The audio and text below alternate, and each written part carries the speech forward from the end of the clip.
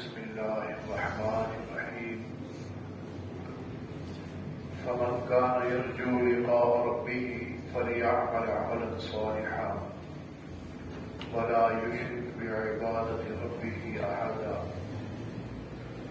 سبحان ربك رب العزة عما يصفون وسلام على المرسلين والحمد لله رب العالمين اللهم صل على سيدنا محمد وعلى آل سيدنا محمد وبارك وسلم اللهم صل على سيدنا محمد وعلى آل سيدنا محمد وبارك وسلم اللهم صل على سيدنا محمد وعلى آل سيدنا محمد وبارك وسلم.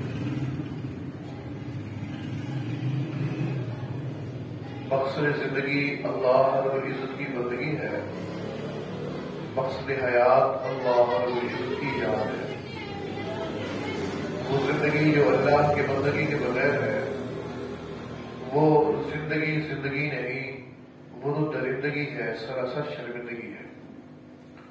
اصل زندگی وہی زندگی ہوتی ہے جو بندگی والی زندگی ہے.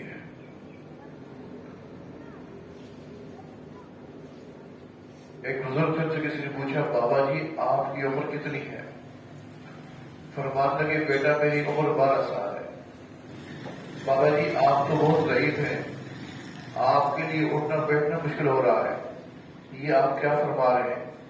فرمانے لگے بیٹا سچ کہہ رہا ہوں، میری اصل عمر 12 سال ہے، باقی ساری زندگی ضائع کر بیٹھا. تو اصل زندگی وہی ہوتی ہے جو بندگی والی زندگی ہے. جو زندگی بندگی کے بغیر ہے وہ زندگی نہیں، وہ درندگی ہے، سراسر شرمندگی ہے. آج وقت ہے کہ ہم اپنی زندگی کے اوپر غور کریں کہ ہماری زندگی کیسی گزر رہی ہے. صبح ہوئی، شام ہوئی، زندگی یوں ہی تمام ہوئی. ہر روز بننا چاہتا ہے میں کل سے نیک بن جاؤں گا، کل سے میں اپنی زندگی تبدیل کروں گا، کل سے فلاں نیکی کے کام شروع کر دوں گا. وہ کل آ ہی نہیں پاتی کل کو بندے کی زندگی تبدیل ہو. کیوں؟ ہم آج کا کام کل کے اوپر چھوڑ دیتے ہیں. جو بندہ آج کا کام کل کے اوپر چھوڑ دے سمجھ لیجئے کہ اس بندے کو محروم کر دیا گیا.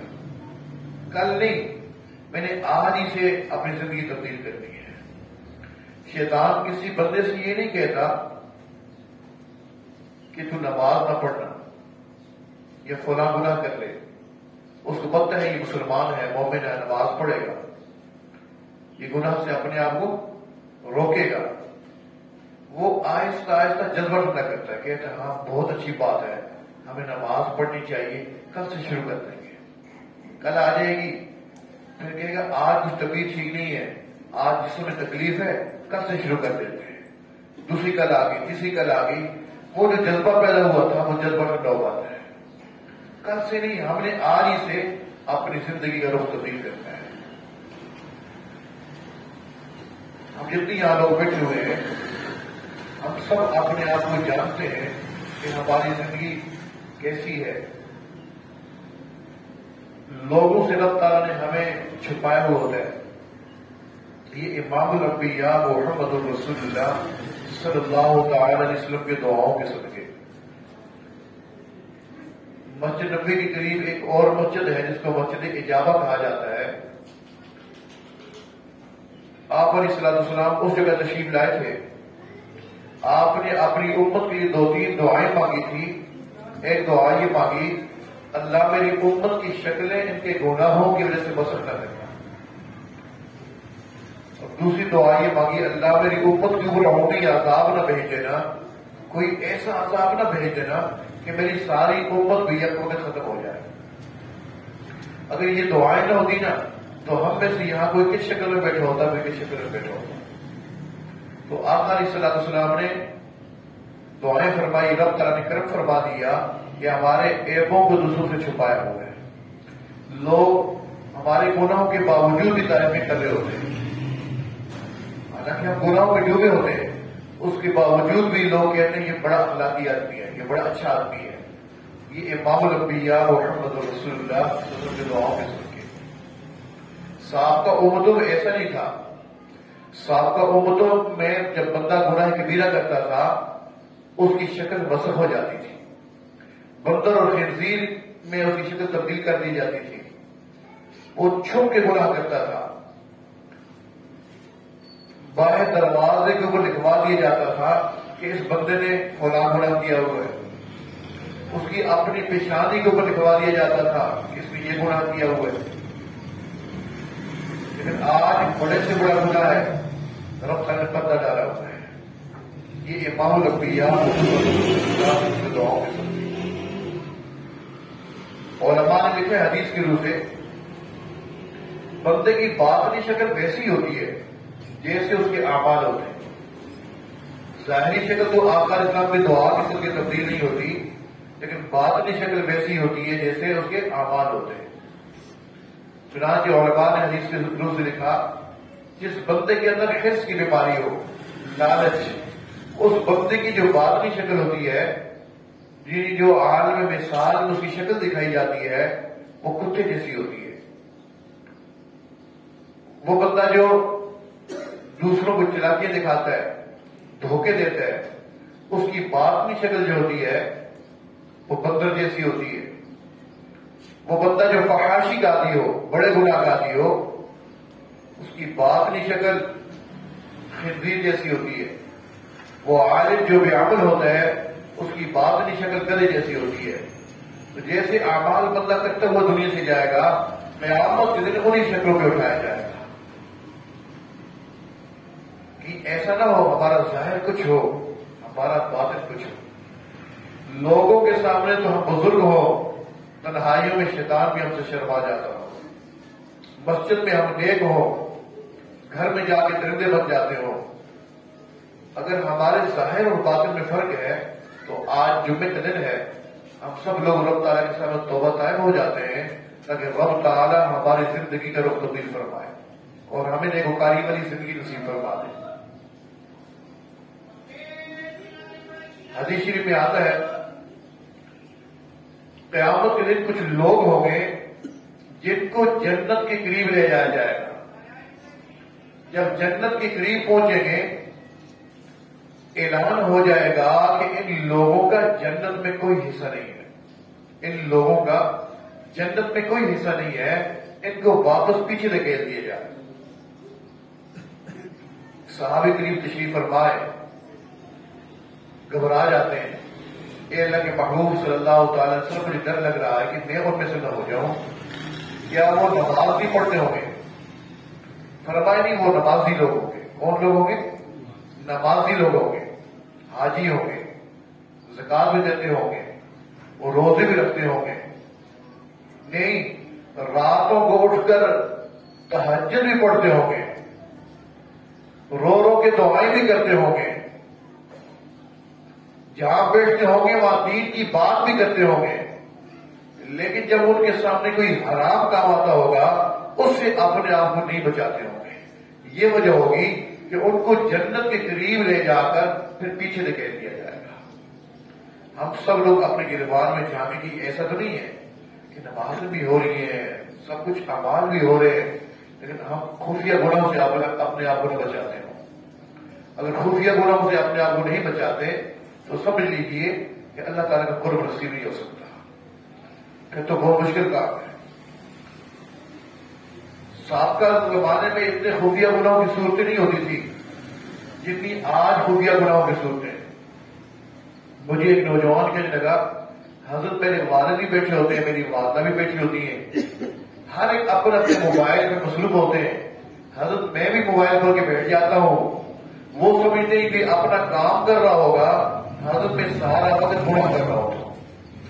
بلکہ ایک نوجوان کہنے لگا، حضرت میں موبائل کے اوپر زنا کا کام کر رہا ہوگا، کسی کو کوئی پتہ بھی نہیں ہے، سارے بیٹھے ہوئے ہیں، ہر ایک اپنا اپنا.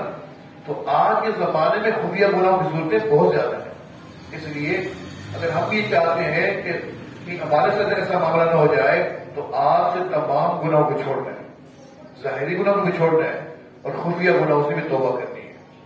وَذَرُوا ظَاهِرَ الْإِثْمِ وَبَاطِنَهُ، تم چھوڑ دو ان گناہوں کو جو تم ظاہر میں کرتے ہو اور ان گناہوں کو جو تم چھپ کے کرتے ہو.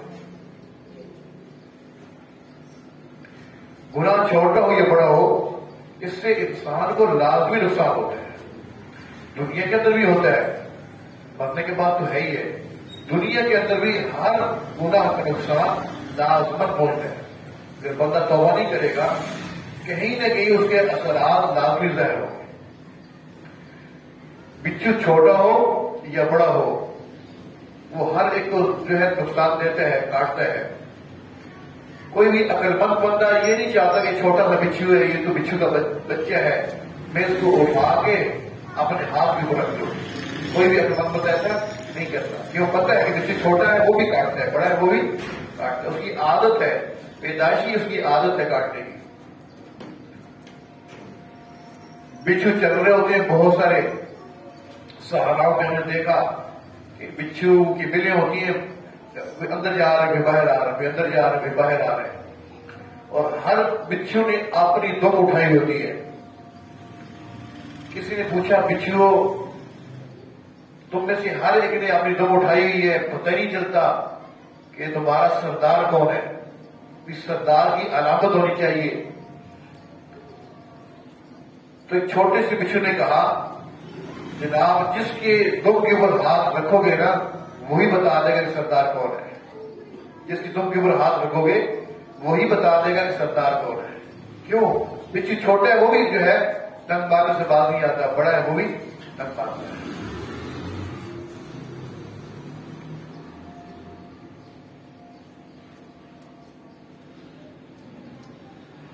جب انسان بگڑتا ہے نا تو بچھو سے بدتر ہو جاتا ہے، سانپ سے بدتر ہو جاتا ہے. جانوروں میں قسم ہے، گائے بھینس کی، بکری ہے، اونٹ ہے. آپ اس کو گھاس پانی دیں تو وہ کھا لیتے ہیں، پی لیتے ہیں. وہ 2 دن بھی اس کو نہ دیں، 3 دن بھی نہ دیں تو ہمیں آگے مارتے نہیں ہے، تم نے کھانا کیوں نہیں، چارہ کیوں نہیں دیا یا پانی کیوں نہیں دیا. کمزور ہو جاتے ہیں، مر بھی جاتے ہیں. ایک اور قسم ہے جانوروں کی، جیسے شیر ہے.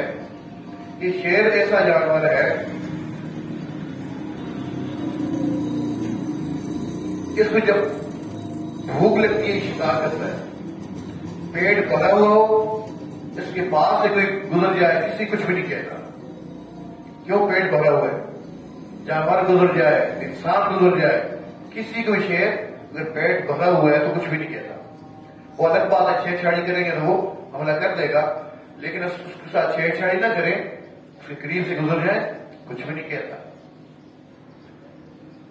لیکن یہ بچھو اور سانپ ایسی چیز ہے، ان کا اپنا فائدہ ہو نہ ہو یہ دوسروں کو ڈنگ مارتے رہتے ہیں.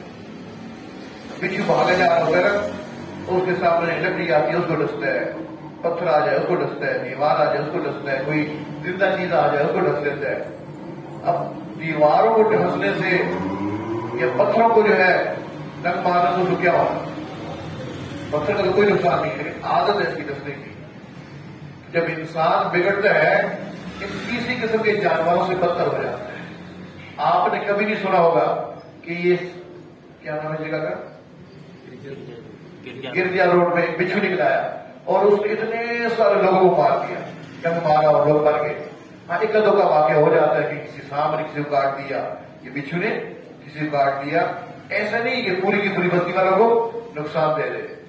لیکن جب انسان بگڑتا ہے ان تیسری قسم کے جانوروں سے بدتر ہو جاتا ہے. آپ روز اخباروں میں پڑھتے ہیں، خبروں میں سنتے ہیں فلاں علاقے میں انسانوں نے انسانوں کی پوری بستی تباہ کر دی، کارپیٹ بمباری کر دی گئی، ساری کی ساری بستی تباہ ہو گئی. تو جب انسان بگڑتا ہے ان تیسری قسم کے جانوروں سے بدتر ہو جاتا ہے. اور یہی انسان جب اپنے اوپر محنت کرنی شروع کرتا ہے فرشتوں کو پیچھے چھوڑ جاتا ہے. فرشتے بھی دیکھتے رہ جاتے ہیں، انسان اتنا آگے چلا جاتا ہے. امام الانبیاء محمد رسول اللہ صلی اللہ تعالی علیہ وسلم معراج کے موقع پہ تشریف لے گئے. اتنا آگے گئے کہ ایک موقع ایسا آیا کہ جبرائیل کہنے لگے اللہ کے محبوب صلی اللہ علیہ وسلم میں اس سے آگے ایک قدم بھی نہیں بڑھ سکتا، اگر ایک قدم بھی آگے جاؤں گا جل جاؤں گا یا مر جاؤں گا. اور آپ علیہ السلام آگے تشریف لے گئے، آگے گئے، آگے گئے، آگے کتنا آگے گئے اللہ ہی جانتا ہے کہ اپنے محبوب کو کتنا اپنے قریب بنایا۔ قرآن مجید صرف اشارہ دیتا ہے، کہتا ہے فکان قاب قوسین او ادنی، کہ دو کمانوں کی بقدر آقا علیہ السلام رب تعالیٰ کے قریب تشریف لے گئے۔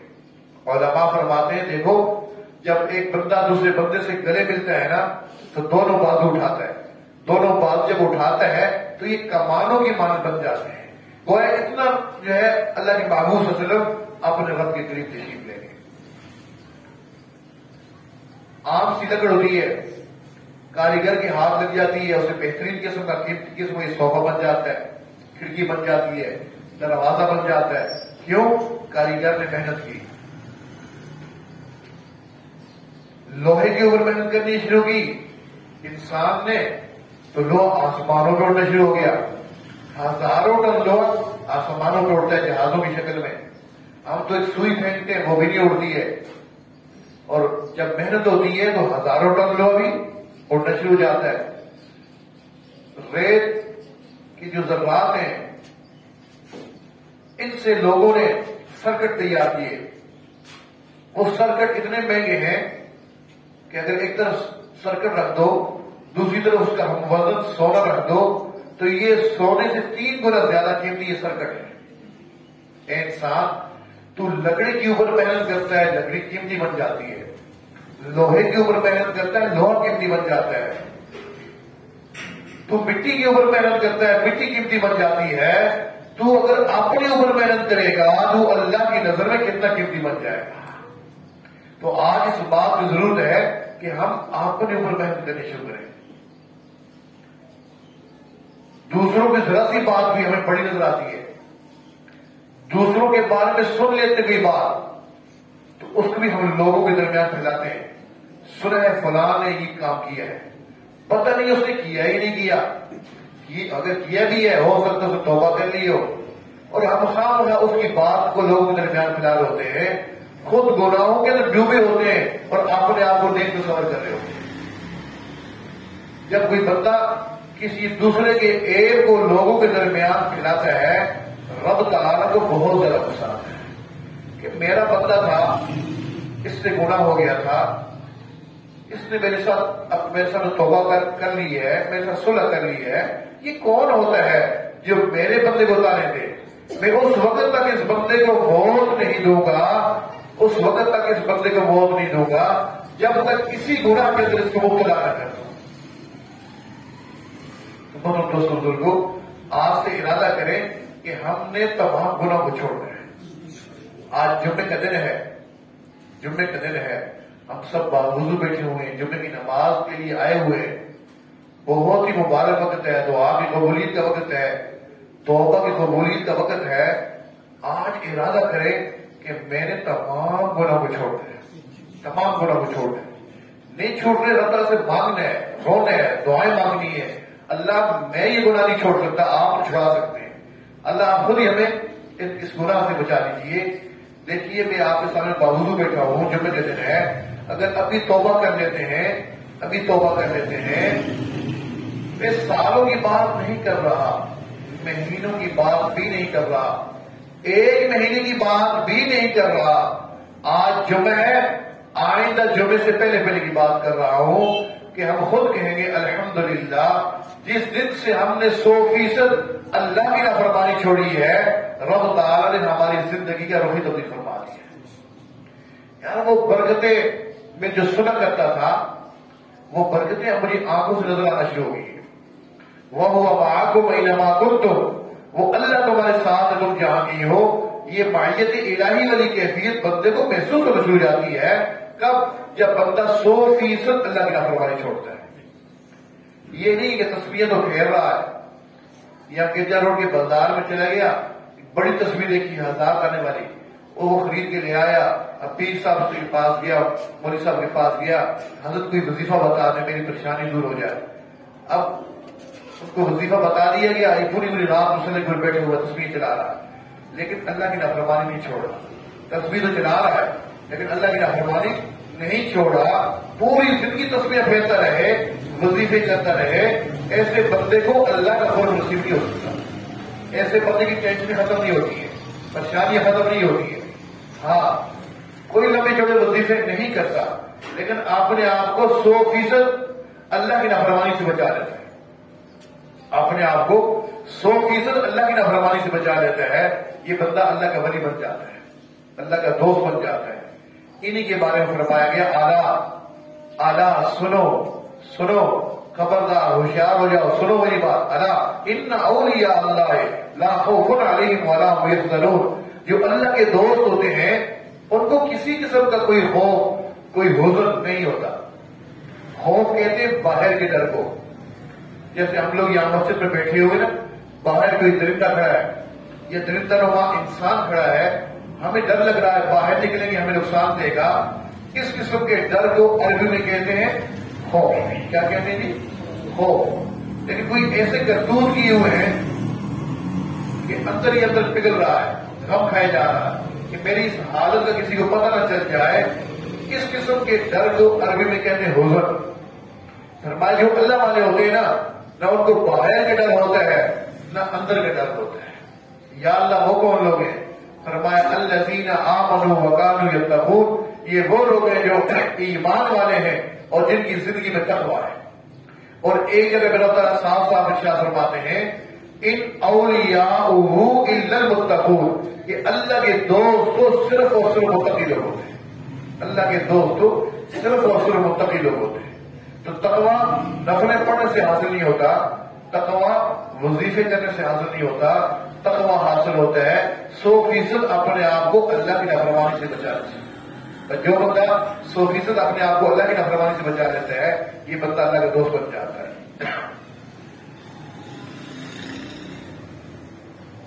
میں نے پہلے عرض کیا کہ اس امت کے ساتھ اللہ تعالیٰ کی مہربانیاں فرمائی ہیں. سابقہ امتوں میں توبہ کرنے سے گناہ معاف نہیں ہوتا تھا. کسی بندے سے گناہ کبیرہ ہو گیا ہے، اب وہ توبہ کرنا چاہتا ہے، طریقہ یہ بتایا گیا تھا کہ چھریاں اٹھاؤ، تلواریں اٹھاؤ، اپنے جسم کے اوپر وار کرو، خون نکالو، تب جا کر ہم تمہاری توبہ قبول کریں گے. اور آج کسی کو کہنے کی ضرورت بھی نہیں ہے، کسی کو بتانے کی ضرورت بھی نہیں ہے. تنہائی میں بیٹھا ہوا ہے، ندامت کے ایک آنسو گرا دیتا ہے، رب تعالیٰ اس کے سارے گناہ معاف فرما دیتا ہے. صرف معاف نہیں فرماتا بلکہ اس کے گناہوں کو نیکیوں سے تبدیل فرما دیتا ہے. تو تقویٰ حاصل کرنے کی جو سب سے پہلی سیڑھی ہے وہ ہے توبہ. وہ کیا ہے؟ توبہ. کہ بندہ اپنے تمام گناہوں سے رب تعالیٰ کی حضور توبہ کر لے. اور رب تعالیٰ اتنا کریم پروردگار ہے، جب بندہ توبہ کرتا ہے تو اتنا کریم ہے کہ پورا منہ کھلنے کا بھی انتظار نہیں فرماتا. پورا منہ کھلنے کا بھی انتظار نہیں فرماتا. کہتے ہیں اللہ میری توبہ، اللہ میری توبہ. بھی آدھا منہ کھلا ہوتا ہے، رب تعالیٰ اسی کے توبہ قبول فرما دیتے ہیں.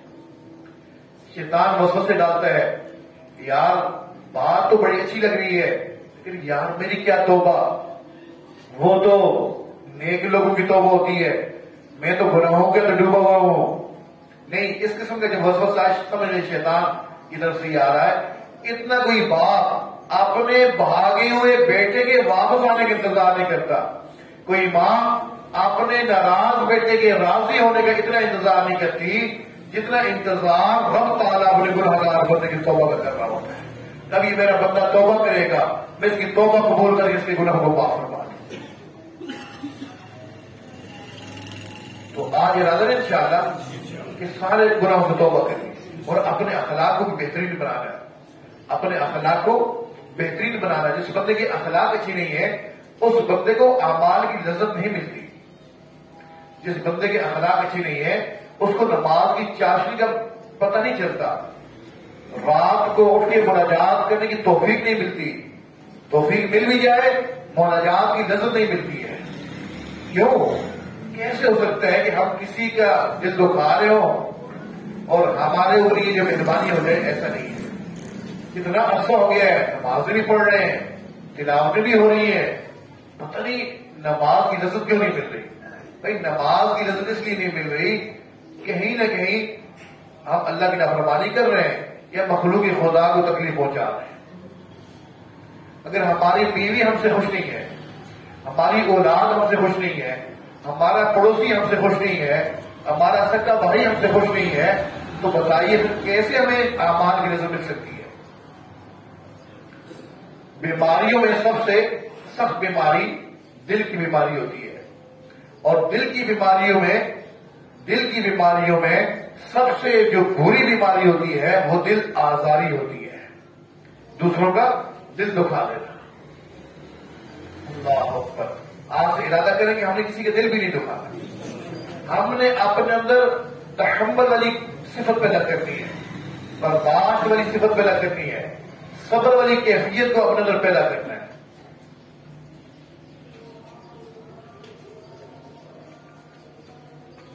مسجد میں تو ہم آتے ہیں، صف اول میں نماز پڑھ رہے ہوتے ہیں، دعائیں بھی کر رہے ہوتے ہیں، بڑے نیک لگ رہے ہوتے ہیں، اور گھر میں جا کے ہم درندے بنے ہوتے ہیں۔ ہماری بیوی ہم سے پریشان ہوتی ہے، یہ ابھی آیا ہے، کوئی ایسی بات نہ کر لے جس سے گھر میں جھگڑے پیدا ہو جائے۔ بچے سہمے ہوتے ہیں، مختلف کمروں میں چھپ رہے ہوتے ہیں، ابا آ گیا ہے، اب یہ پوچھتا ہے اپنی بیوی سے، وہ لڑکا کہاں ہے فلاں؟ یہیں کی بیٹھا ہوگا اندر کمرے میں۔ میں آتا ہوں جی، ہم میرے پاس آ کے کیوں نہیں بیٹھتے؟ آپ کے اخلاق ہی ایسے نہیں ہے کہ آپ بس آ کے بیٹھ سکیں، وہ تو آپ سے سہمے ہوئے، ڈرے ہوئے۔ امام الانبیاء محمد رسول اللہ صلی اللہ تعالی علیہ وسلم کو جو جتنا زیادہ قریبی ہوتا تھا، اتنا ہی آپ سے ٹوٹ کے محبت کرتا تھا، اتنا ہی آپ سے ٹوٹ کے محبت کرتا تھا۔ اللہ اکبر۔ حضرت انس رضی اللہ تعالیٰ فرماتے ہیں، میں چھوٹا سا تھا، میری والدہ مجھے آقا اسلام کی خدمت میں چھوڑ کے آئی، اے اللہ کے رسول صلی اللہ علیہ وسلم، یہ بچہ آپ کی خدمت کرے گا۔ فرماتے میں 10 سال تک نبی اسلام کی خدمت میں رہا، اور 10 سالوں میں ایک مرتبہ بھی نبی اسلام نے نہ مجھے ڈرایا، نہ دھمکایا، نہ مجھے مارا۔ 10 سال تو بڑا عرصہ ہوتا ہے، بچے ہے غلطی کر سکتا ہے۔ فرماتے ان 10 سالوں میں ایک دفعہ بھی نہ ڈرایا، نہ دھمکایا، نہ مارا۔ فرماتے ہیں میں ایک دفعہ اپنے گھر سے آ رہا تھا، امی سے ملنے گیا ہوا تھا، واپس آ رہا تھا، تو امی نے ایک خوشہ مجھے انگوروں کا دیا کہ یہ لے چلو آقا اسلام کی خدمت میں پیش کر دینا۔ میں وہ لے کے آیا، جب باہر نکلا تو میں نے انگور دیکھے، اچھے تھے انگور، میں نے ایک دانہ تھوڑا منہ میں ڈالا، بہت میٹھا تھا۔ اب میں چلتا بھی جا رہا تھا، جانے میں وہ کھاتا بھی جا رہا تھا۔ جب نبی اسلام کی خدمت میں پہنچا، وہ انگور دینے کا وقت آیا تو اس میں سے اکثر انگور میں کھا چکا تھا۔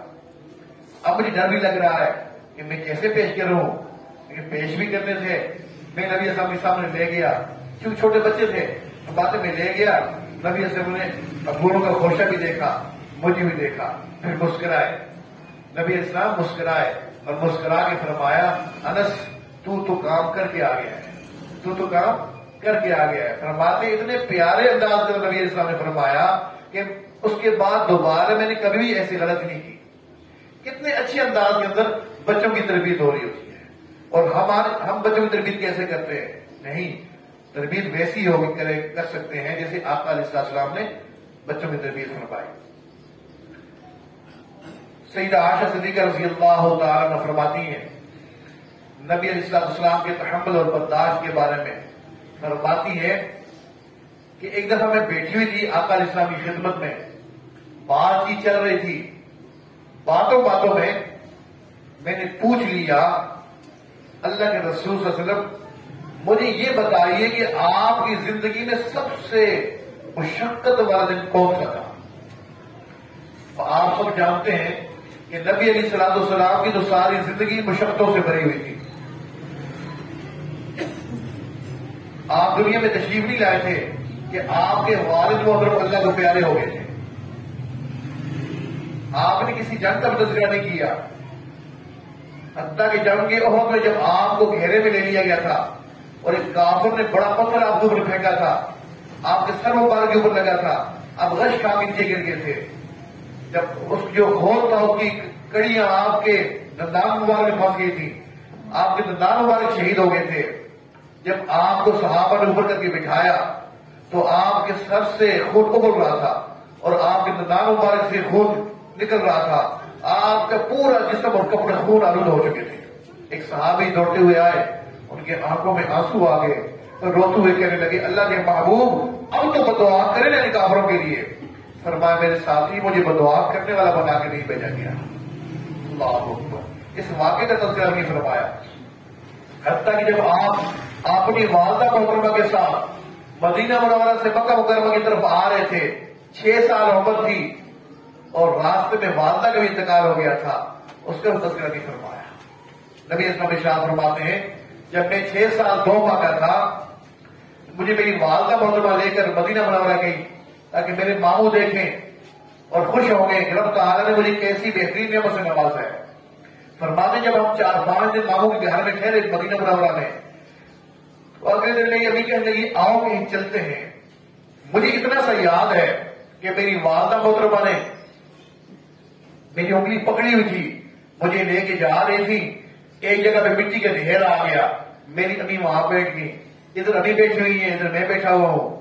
اچانک میں نے آواز محسوس کی تو میں نے آنکھ اٹھا کے دیکھا، میری امی کچھ پڑھ رہی تھی اور کچھ ان کی آنکھوں میں آنسو بھی آ رہے تھے۔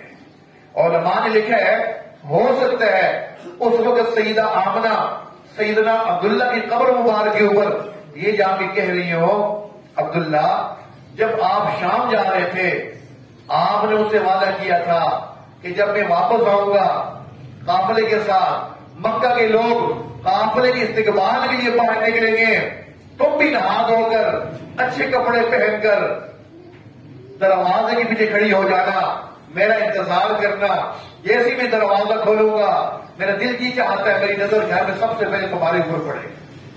عبداللہ قافلہ آ چکا تھا، گھنٹیاں بج چکی تھیں، سبھی لوگ اس قافلے کے انتظار کے لیے باہر نکل آئے تھے، میں بھی نہا دھو لی تھی، میں نے بھی اچھے کپڑے پہن لیے تھے اور پھر انتظار کر رہی تھی دروازے کے پیچھے، سبھی لوگ آ گئے تھے لیکن عبداللہ آپ نہ آئے، آپ نہ آئے۔ آج میں آپ سے ملنے کے لیے خود یہی آ گئی ہوں، وہ امانت جو آپ مجھے دے کر گئے تھے وہ امانت بھی میں آپ کے پاس لے آئی ہوں، اٹھو نا، دیکھو نا رب نے تجھے کتنی بہترین نعمت سے نوازا ہے۔ نبی اسلام ارشاد فرماتے پھر میں دیکھا میری امی کے آنکھوں سے آنسو نکل کے ان کے رخساروں کو تر کرتے ہوئے زمین کے اوپر گر رہے تھے، پھر میں نے رونا شروع کر دیا۔ جب بچہ دیکھتے ہیں ماں رو رہی ہو تو بچہ بھی رونا شروع کر دیتا ہے۔ نبی اسلام ارشاد فرماتے ہیں پھر میری والدہ وہاں سے اٹھ گئی، اپنے آنسو صاف کیے، میرے بھی آنسو صاف کیے، پھر مجھے لے کے واپس ماموں کے گھر میں آ گئی۔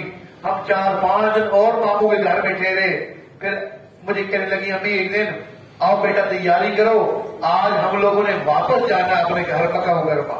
آپ علیہ السلام ارشاد فرماتے ہیں میں میری والدہ محترمہ اور ہماری ماندی ام ایمن ہم 3 لوگ جو ہے مدینہ منورہ سے مکہ مکرمہ کی طرف چلے۔ جب ابواب کے مقام کے اوپر پہنچے اچانک میری امی کو کوئی تکلیف ہوئی، میری امی نیچے گر گئی۔ اب میں اٹھا رہا تھا امی امی امی کیا ہوا آپ کو، امی آپ کو کیا ہوا؟ میری امی جواب نہیں دے رہی تھی، امی ایمن بھی اٹھا رہی تھی۔ جب کافی دیر گزر گئی میں پریشان ہو گیا، میں نے رونا شروع کر دیا۔ ہمارا کوئی فوت ہوتا ہے کتنے لوگ جمع ہو جاتے ہیں، رشتہ دار علاقے والے جمع ہو جاتے ہیں، ہمیں تسلیاں دیتے ہیں۔ ذرا سوچئے وہ بچہ جس کی عمر 6 سال ہے، باپ پیدائش سے پہلے فوت ہو چکا ہے، سفر ہے، ویرانہ ہے، ماں کے ساتھ چلتا ہو جا رہا ہے، اس کے سامنے اس کی ماں بھی فوت ہو جائے، اس بچے کی عمر کیا گزری ہوگی؟ نبی علیہ السلام ارشاد فرماتے ہیں جب کافی دیر گزر گئی تو میں بھی رو رہا تھا، تمہیں ایمن بھی پریشان ہے، رو رہی ہے، کوئی بندہ نہیں ہے ہمیں آ کے تسلی دینے والا۔ اتنے میں ایمن پہاڑی کے اوپر چڑھی، کسی انسان کو دیکھے کوئی جو آئے ہمارے ساتھ تعاون کرے۔ دور سے کچھ لوگ جا رہے تھے، اس وقت کے رواج کے مطابق ایمن نے کپڑا ہلایا، وہ لوگ ہماری طرف آئے، میری امی کو ہلایا، آوازیں دی، میری امی نے کوئی جواب نہ دیا۔ آپ علیہ السلام ارشاد فرماتے ہیں پھر مجھے اتنا سا یاد ہے کہ ان لوگوں نے کوئی چیز بچھائی، ان لوگوں نے کوئی چیز بچھائی، اس کے اوپر میری امی کو لٹایا، پھر اس کو اٹھا کے چل پڑے۔ میں بھی اس کے ایک کونا پکڑا ہوا تھا اور میں چلتا بھی جا رہا تھا، ساتھ ساتھ یہ کہتا جا رہا تھا امی یہ لوگ آپ کو کہاں لے کے جا رہے، امی آپ بولتی کیوں نہیں ہے، آپ اٹھتی کیوں نہیں ہے؟ میں یہ باتیں بھی کرتا جا رہا تھا، ساتھ ساتھ چلتا بھی جا رہا تھا۔ پھر وہ لوگ پہاڑی کے اوپر لے گئے میری امی کو، وہاں جا کے قبر کھودی اور میری امی کی تدفین کر دی۔ وہ لوگ بھی مسافر تھے، اجازت لے کے چلے گئے۔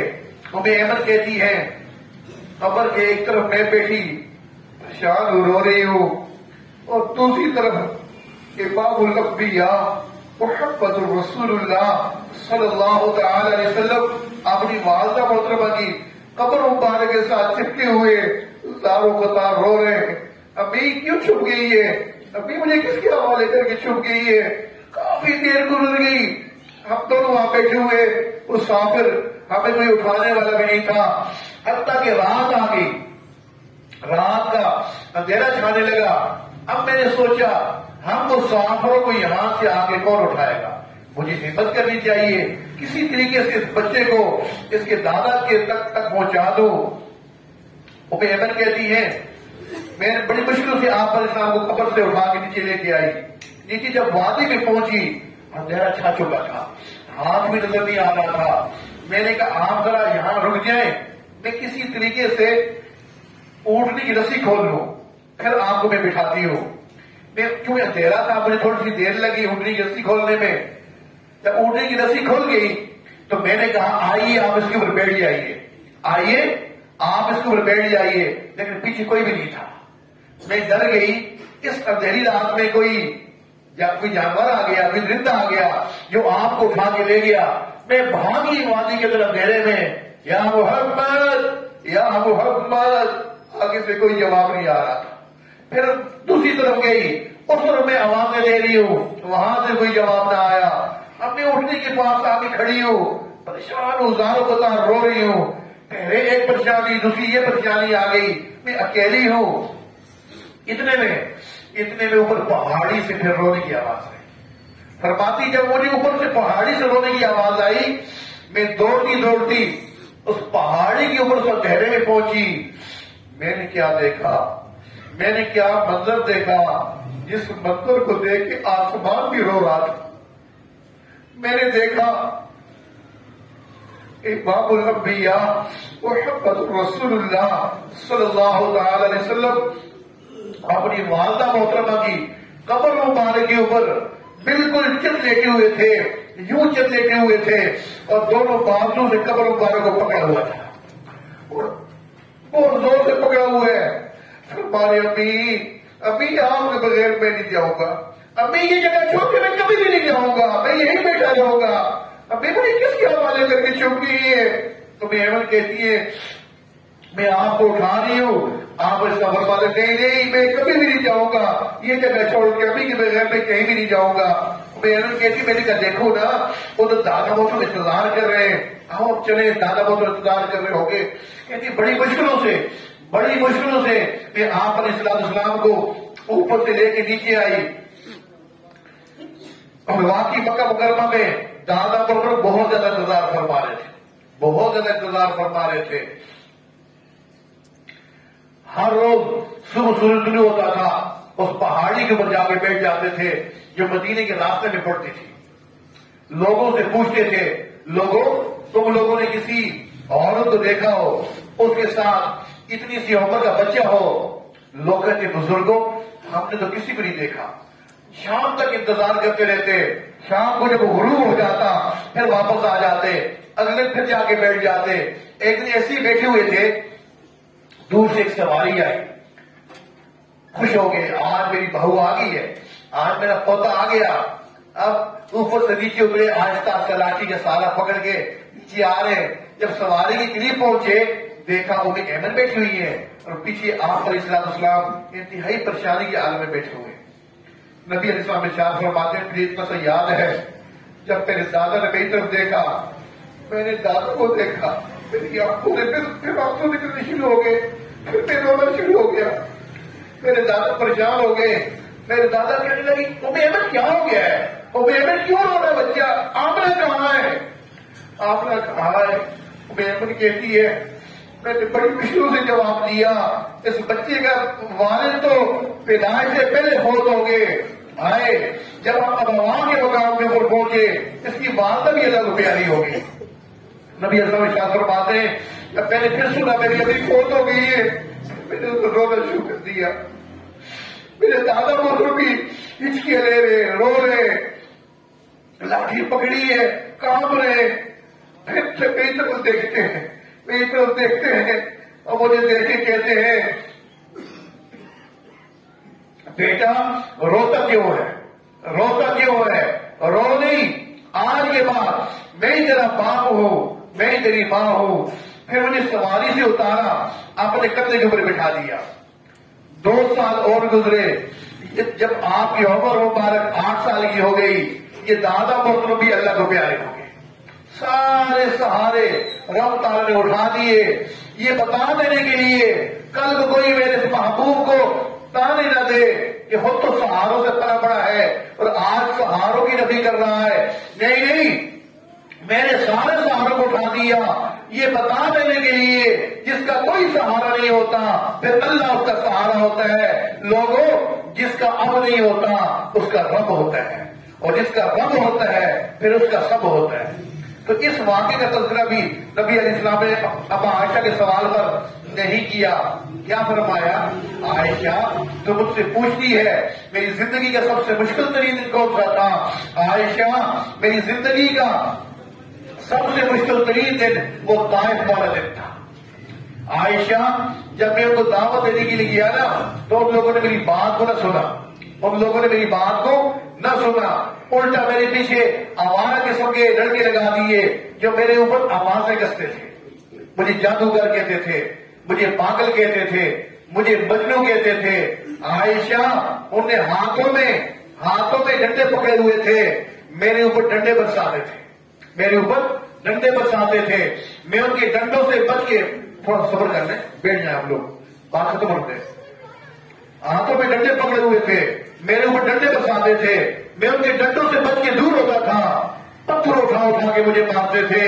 आयशा, आयशा, इतने मुझे पत्थर मारे, इतने मुझे पत्थर मारे कि मेरा पूरा जिस्म जख्मों से चूर चूर हो गया। आयशा, उन जख्मों से इतना खून निकला, मेरे दोनों जूते खून से भर गए। आयशा, दर्द हो रहा था, किसे उठ रही थी, मेरा दिल चाहता था मुझे थोड़ा सा छोड़ दे, जरा सा मुझे किसी घाटी का सहारा लेने की छोड़े, लेकिन वो मेरी जान नहीं छोड़ रहे थे।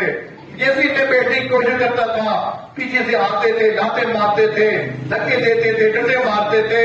आयशा, आयशा, आयशा, वो दिन मुझे आज भी याद है। आयशा, वो दिन मुझे आज भी याद है। लेकिन जब आप अलैहिस्सलाम उन लोगों से कुछ आगे तशरीफ ले आए, जिब्रील अमीन आ गए, अल्लाह के महबूब सल्लल्लाहु अलैहि वसल्लम, रब तआला ने सब कुछ देख लिया है, सब कुछ सुन लिया है। ये मेरे साथ फरिश्ते भेजे, ये आग का फरिश्ता, ये पानी का, ये हवा का, अब हुक्म दे, ये आग बरसाएगा, ये पहाड़ों को मिला देगा, ये तो पानी का तूफान छोड़ देगा। नबी इस्लाम ने दुआ के लिए हाथ उठा लिए, अल्लाह मेरी ये कौम मुझे जानती नहीं है, इनको हिदायत अता फरमा। हम उस नबी की उम्मती हैं जिस नबी ने हमें सब्र करना सिखाया है, तहम्मुल और बर्दाश्त सिखाई है। हम ज्यादा सी बात के ऊपर गुस्से में आ जाए, बर्दाश्त वाला मामला न करें, अपने घरों को तबाह कर दें, ऐसा नहीं। हमें चाहिए जब भी कोई ऐसा मामला आ जाए, कोई नागवार बात आ जाती है, हमारे सामने हमारे आका की जिंदगी है कि नबी अस्सलाम ने कैसे इस मौके पे सब्र वाला मामला किया है। याद रखिएगा, जिस बंदे की जिंदगी में सब्र और तहम्मुल बर्दाश्त आ जाता है, उसकी जिंदगी बेहतरीन बन जाती है। उसको फिर किसी से कोई शिकवा शिकायत नहीं होती, न औलाद को वालिदैन से शिकवा, न वालिदैन को औलाद से शिकवा, न सास को बहू से शिकवा, न बहू को सास से शिकवा, न पड़ोसी के पड़ोसी से शिकवा। क्यों? इनकी जिंदगी में तहम्मुल है, बर्दाश्त है। मैं बात खत्म कर रहा हूं, देखिए आप कुरान मजीद उठा के देखिए, कहीं भी रब तआला ने ये नहीं फरमाया मैं नमाजियों का दोस्त हूं, ये हाजियों का दोस्त हूं, या मैं फलां का दोस्त हूं। क्या फरमाया? इन्नल्लाह मअस साबिरीन, मैं अल्लाह सब्र करने वाला का साथी हूं। अल्लाह रब्बुल इज्जत हमारे अंदर ये सिफत पैदा फरमाए, हमारे ज़ाहिरी और बातिनी गुनाहों को रब तआला माफ फरमा दे और सुन्नत के मुताबिक जिंदगी गुजारने की तौफीक अता फरमा दे। व आखिरु दावाना अनिल हम्दुलिल्लाहि रब्बिल आलमीन। सुन के अदा कर लीजिए।